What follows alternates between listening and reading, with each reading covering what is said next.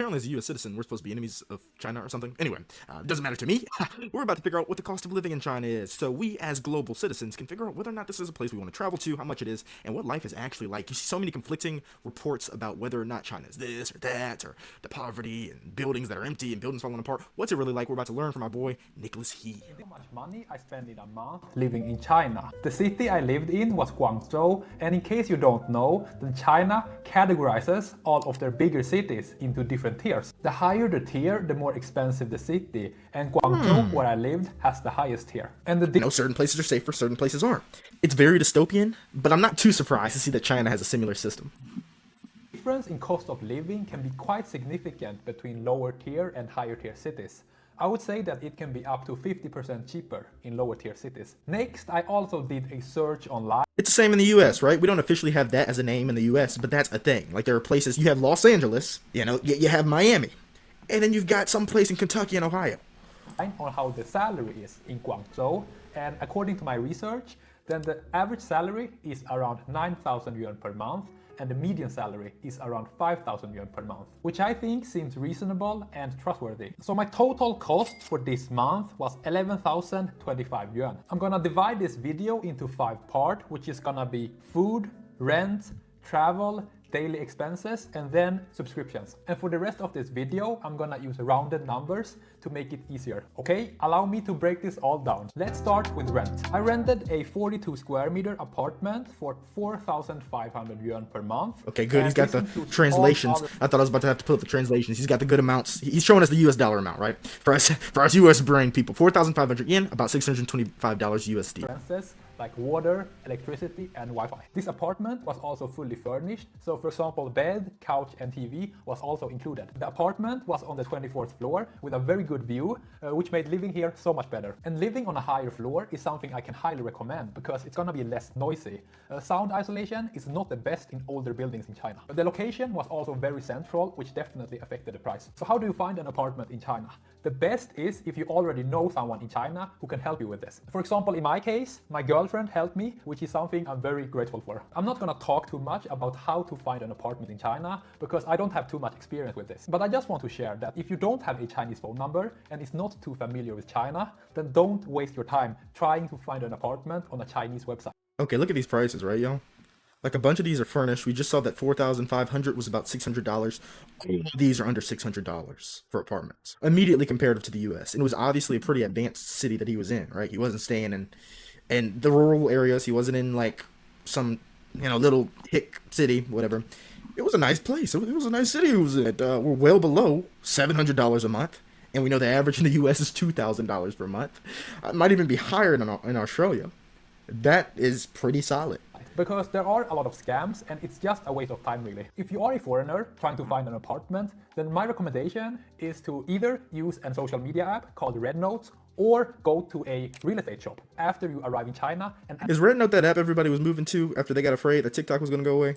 I feel like it is. ask them for help. Next, let's talk about food. For breakfast, I almost always have my oatmeal because it's very reliable and easy to prepare. My lunch is not too impressive and I sometimes skip it, but my go-to lunch this time. And can we just note, like, modern appliances, modern fridge, he's got his piano in there. This is a clean apartment for $625. For New York, for $625, you will not get anything even close to that. You won't get anything. You won't find anything.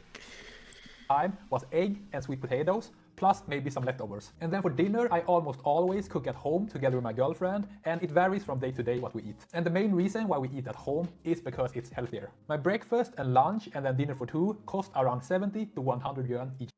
Okay, so daily food, about $14 a day. How much are you spending in the US? Can you get one McDonald's Big Mac for $14? Let me know.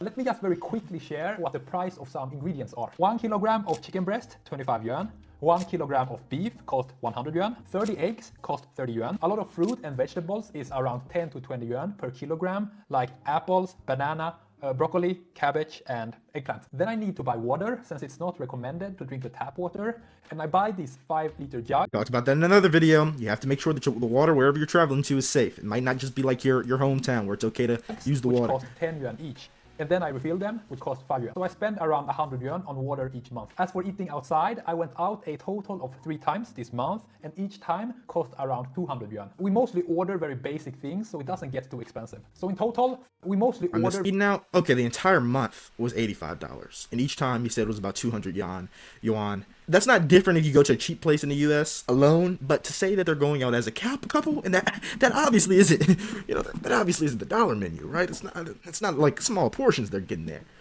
I think that's pretty solid. Basic things, so it doesn't get too expensive. So in total, food this month cost 3,100 yuan. One thing I can say is that being able to cook food is a big That's not too bad, right? That's what and what.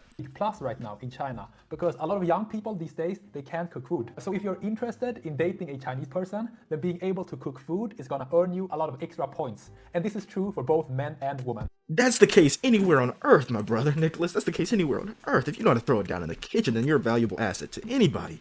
You're invited to all cookouts, especially if it's actually good. Make sure that's the case. Also, if you want to learn how to cook, you don't have to learn everything. Just learn one thing and become really good at making that thing. Start off very small. If you like it, you like it. If you don't, you know one thing that you can cook over and over again. Next, let's talk about activities and random spending. For my gym membership, I pay 300 yuan per month, and look how cool this gym is. Obviously, it's not like crazy different, but like the lighting, the completely red interior in the Chinese colors, it's kind of hard. That's kind of hard. And the reason why I chose this gym is because it's very near my home. There are a lot of gyms in Guangzhou, and for most of them, it seems that the price is around 300 to 500 yuan per month. Then I also play some piano, and I usually play every other day, and each time costs 20 yuan. Piano is quite big in China, so they have a lot of these places where you can go and practice or take piano lessons. So that's 300 yuan on piano. Then I also got a haircut for 20 yuan, and I would say that almost... Obviously, our boy doesn't have the super fade, right? The super fade with the line up and the paint and the design in the back and the front. And obviously, barber prices, you've got to be real speculative with them, right? Because there's a very low chance that I'm finding anybody who can cut my hair in China, right? Unless I find like some small hip hop subculture in China that cuts their hair like we do in the West, just because they like that style, which is what I'd imagine I'd have to do in Japan. I won't be able to find anyone, but I don't think I'm finding anybody for $2.80. That being said, if you have like that kind of hair, right, trait hair, if you're of the Caucasus, from the Caucasus region or of Asian descent, generally their hair is like that instead of being like this. That's an insanely good price, and we are spending $40 for a haircut in the U.S., which is why I paused for a second. Like $40 is actually a good price. I know some dudes spending $50 for a haircut. It used to be $20. Almost all haircutters in China are very skilled. So far, I've never had a bad haircut. As for transportation, I mostly go by metro. A single ride costs 2 to 5 yuan, so in total, I spend around 100 yuan each month on metro. In China, they also have a lot of these rental bikes, and a monthly card costs 20 yuan, and this allows me to bike as much as I want on the light blue Alipay bikes. You buy the card in the Alipay app, and the bikes are, according to my standards, very good. So little effort is required to pedal. As for taxi, I spent 50 yuan this month. I almost never go by taxi because almost all taxi drivers smoke, and because of this, their car smells absolutely awful. But a taxi ride costs around 20 yuan if I travel 5 kilometers. I'm surprised it's even allowed. I feel like that would deduct some of your credits, right? Your social credits in China.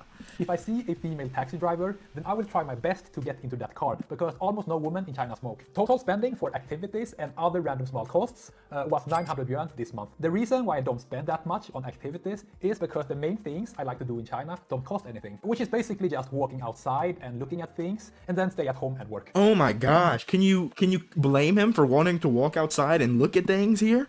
Just walking outside and looking at... Oh my god, that is a beautiful city line. That is a beautiful city line.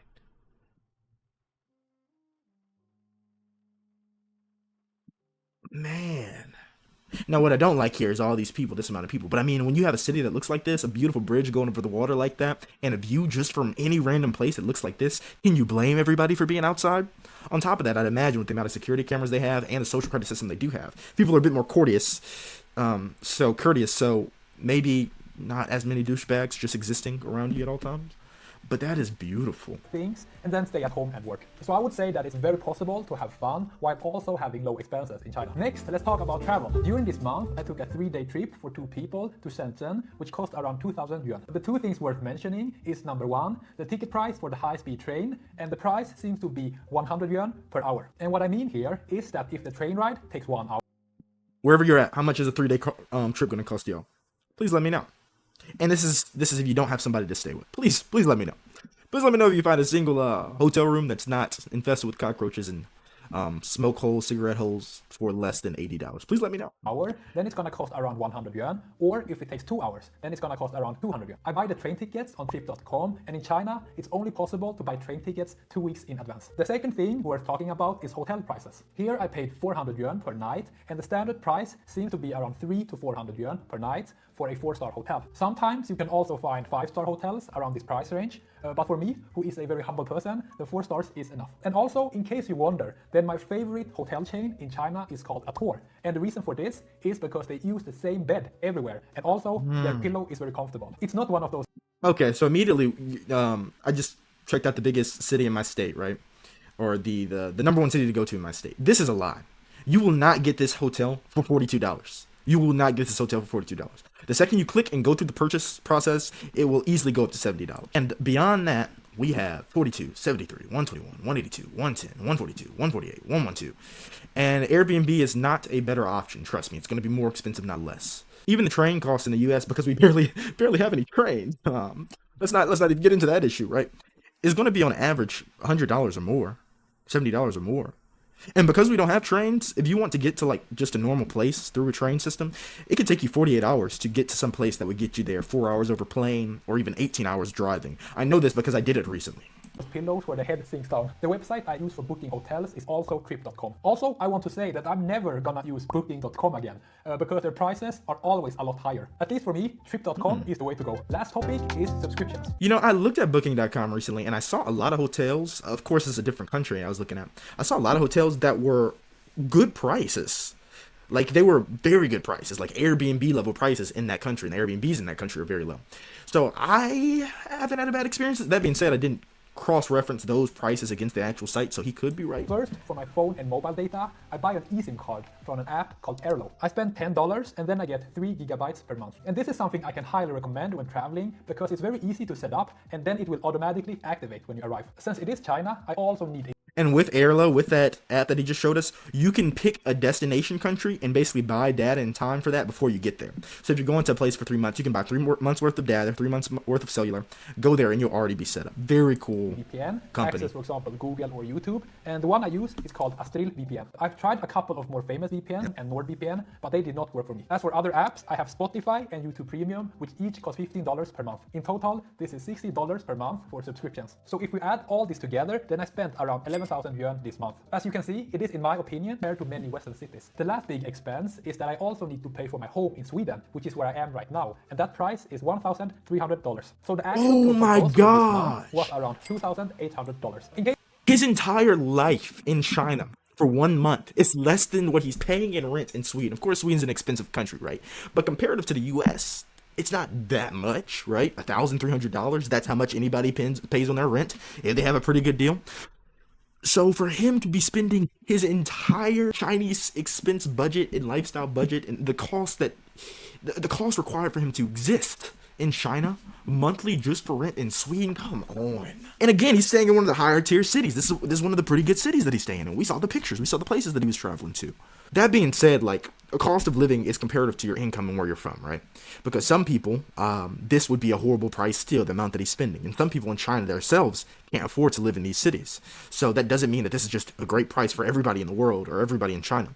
But for a person outside looking in, who knows about the expenses associated with living in the United States of America, seeing this price for his entire existence, we might have been told some lies about China, yo. We might have been told some lies. Anyway, that's about it for the video. Very cool dude. His channel is Nicholas He, if you want to go check him out. And yeah, I didn't know China could possibly be that affordable. Anyway.